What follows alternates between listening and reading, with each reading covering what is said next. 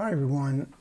Today I'm going to continue on with my series on the films of 1972, 50 films from 50 years ago. I'm actually going to go over 50. So before Christmas I'm going to get a couple more videos in, and then next week I'll wrap up my series on 1972 with a video discussion of The Godfather and then sort of a wrap-up video.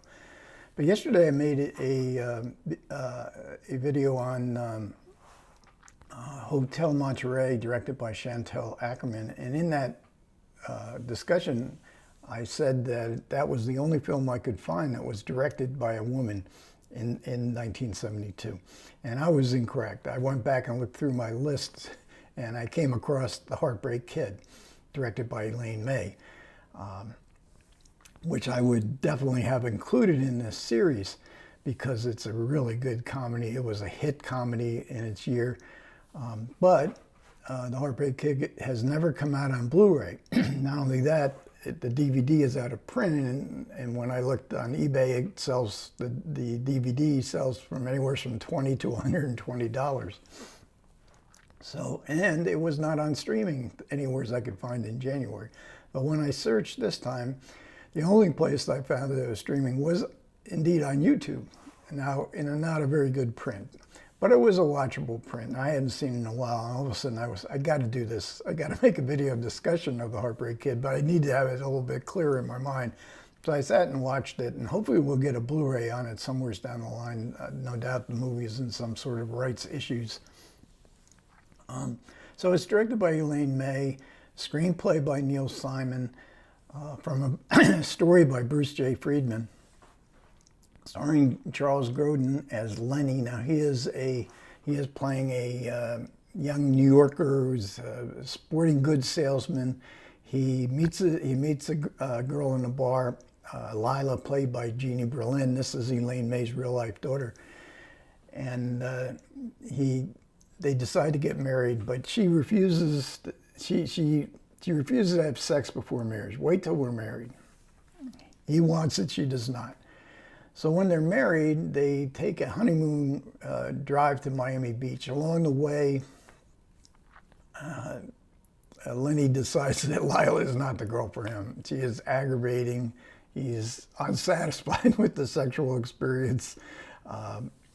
And you can see it in his face. Look at this mistake I made. She has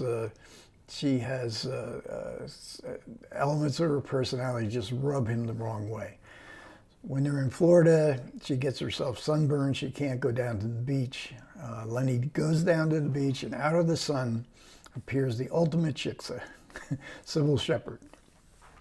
And we've been in a Jewish milieu.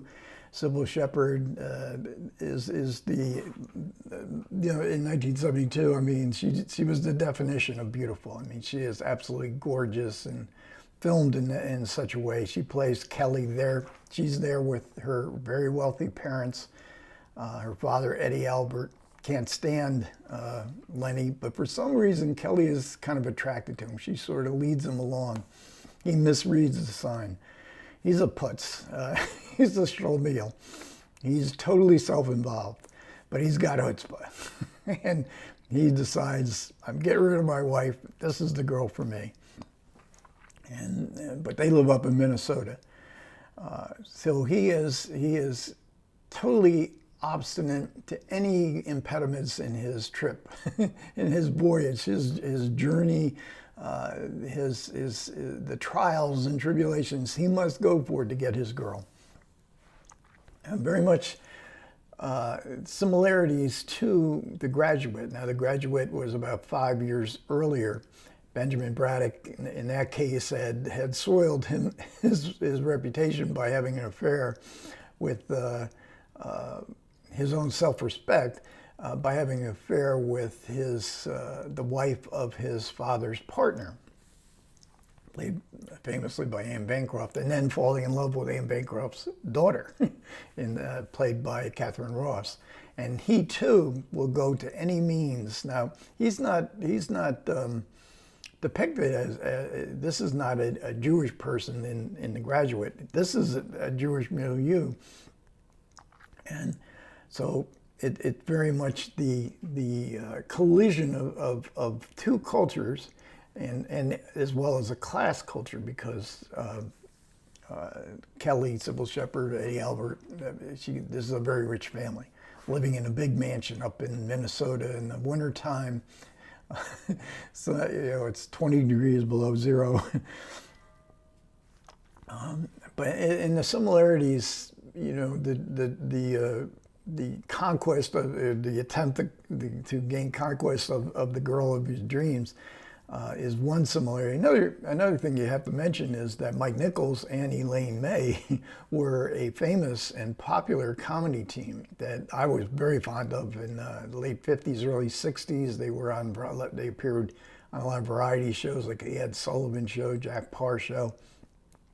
And they had a very particular kind of comedy, a comedy of character, you know, where the characters are hard to understand, but you begin to sympathize with the characters, especially the Elaine May character in their sketches that often seemed like they were a bit improvised.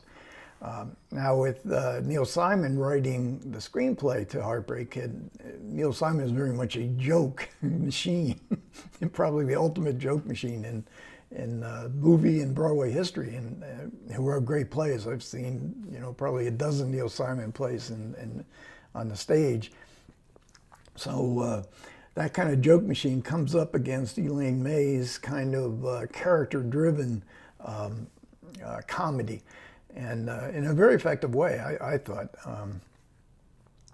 And the element in the film that was much criticized was the Lila character played by Jeannie Berlin. Now, Elaine May had made a film earlier, directed a film earlier in the decades, 1970 or 71's A New Leaf, was a big star at the time. Walter Matthau had become a big star by that time. And Elaine May played the part of this kind of frumpish woman who is kind of victimized, and yet she has a great deal of inner strength. So Lila is not really the stereotype that you might think. She has these sort of stereotypical idiosyncrasies to her behavior.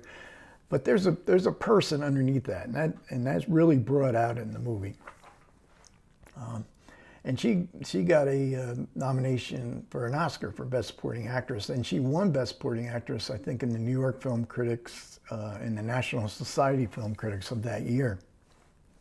Eddie Albert, playing a one-note character, was also, and playing this one-note character very, very well, very, very memorably, was also nominated for a Oscar for Best Supporting Actor, and he too, I think, won some Best Supporting Actor awards during the award season of that year. And we get some terrific supporting performances along the way, just as in The Graduate, Mike Nichols' great success. We see Doris Roberts, who becomes very famous from her later TV show, Everybody Loves Raymond.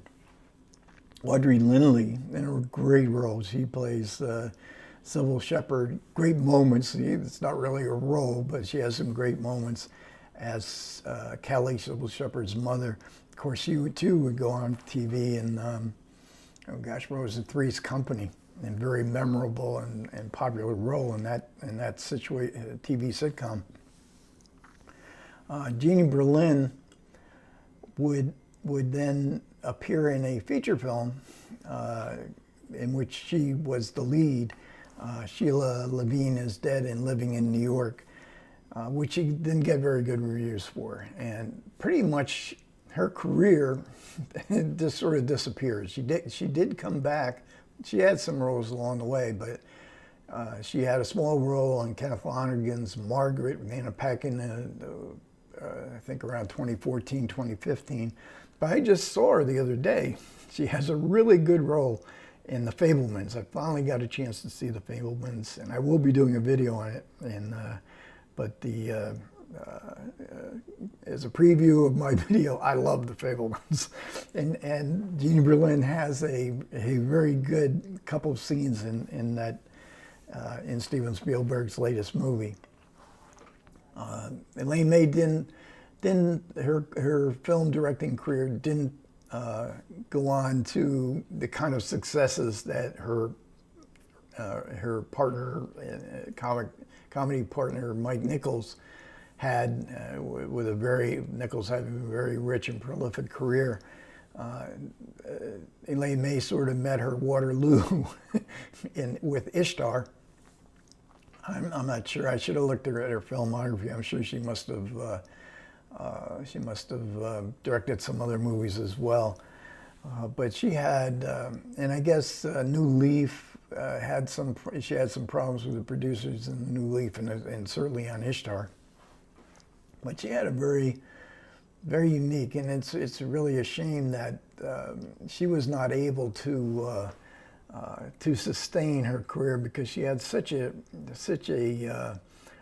interesting comic style, much different than say Neil Simon or some of the other comedies that were around in 1972. Again, the Heartbreak Kid was a big hit.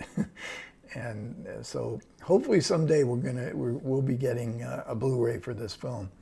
It's got a lot of laughs, believe me.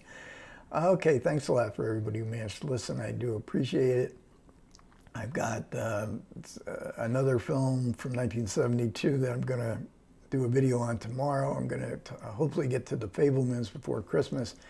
Next week I've got The Godfather, and I'm going to do a wrap-up on movies in 1972. Okay, take care.